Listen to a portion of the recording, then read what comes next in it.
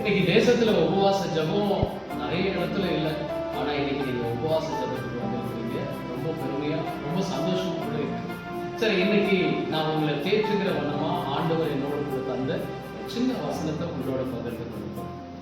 யோசுவா புஸ்தகம் 1வது அதிகாரம் 5வது வசனம். நீ உயிரோடு இருக்கும் நாளெல்லாம் ஒருவனும் உனக்கு முன்பாக எதிர்த்து நிற்பதில்லை. மோசையோடு இருந்தது போல நான் உன்னோடு கூட இருக்கிறேன்.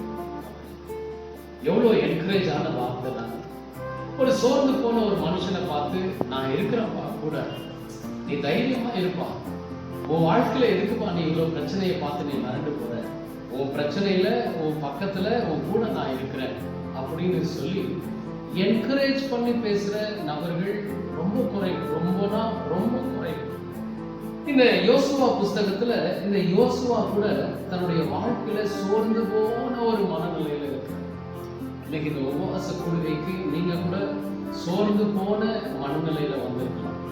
இதை கேட்டுக்கொண்டிருக்கிற தேவனுடைய பிள்ளைகளை, இந்த யோசுவா மோசே இறந்து போனோடனே என் வாழ்க்கையில இருந்த பெரிய பலன் என்னை விட்டு விலகி போயிடுச்சு அப்படின்னு சொல்லி இவன் வருத்தத்தோட இருக்கும்போது ஆண்டவர் அவன் பார்த்து சொன்னார்.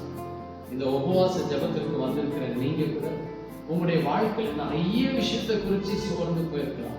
ஒருவேளை கண்ணீரோட வந்திருக்கலாம், கவலையோட வந்திருக்கலாம், வேதனையோட வந்திருக்கலாம், வருத்தத்தோட வந்திருக்கலாம். ஏன் நிறைய வாட்டி நான் வாழ்றது எதுக்கு, செத்து போயிடலாமே அப்படின்னு கூட நீங்க யோசித்திருக்கலாம். நான் உங்களுக்கு ஒரு வார்த்தை சொல்றேன், உங்களை தேர்ச்சுக்கிற தெய்வத்தை தேடி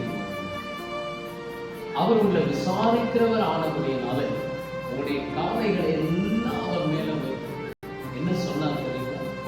அழகா சொன்னாரு, நீ உயிரோடு இருக்கும் நாளளவு ஒருவனும் உன்னை எதிர்த்து. நான் மோசே கூட எப்படி இருந்தனோ அதே போல நான் உன் கூட இருக்கிறேன்.